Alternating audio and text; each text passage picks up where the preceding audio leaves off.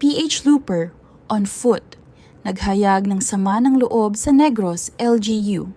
Sa isang viral post sa social media, ipinahayag ni Ferdinand de la Merced na mas kilala bilang Philippine Looper on foot ang kanyang pagkadismaya sa umano'y kakulangan ng atensyon mula sa lokal na pamahalaan ng Negros Oriental habang abala ang mga opisyal sa paghahanda para sa paparating na bagyo. Si De La Merced ay isang sikat na content creator at adventurer na naglalakad sa iba't ibang panig ng bansa upang ipromote ang turismo at kabayanihan ng mga Pilipino. Sa kanyang pagdating sa Negros Oriental, inasahan niyang makatatanggap ng tulong at pakikipag-ugnayan mula sa lokal na pamahalaan. Ngunit ayon sa kanya, tila hindi siya nabigyan ng sapat na pansin.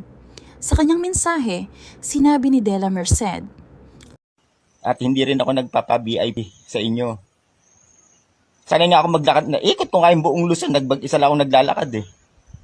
Kung ano yung ginawa ng Mindanao sa akin, sinuklian nila ako ng ganon na pagsalubong.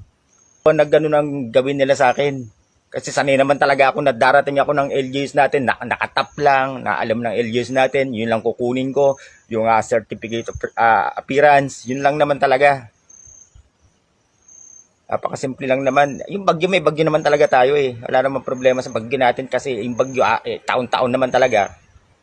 Saan na magkakasunod pa yung katatapos na, andyan na naman isang bagyo. Ang hirap pang intindihin, magpapatap lang ako. Kung ano-ano na VIP. Ikot nga ako ng ikot sa Boulevard niyo, may personal ba akong kasama, may MPS ba akong kasama.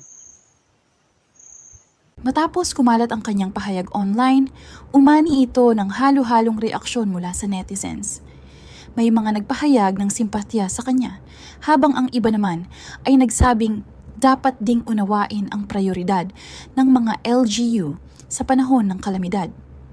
Hanggang sa ngayon, wala pang opisyal na tugon mula sa lokal na pamahalaan ng Negros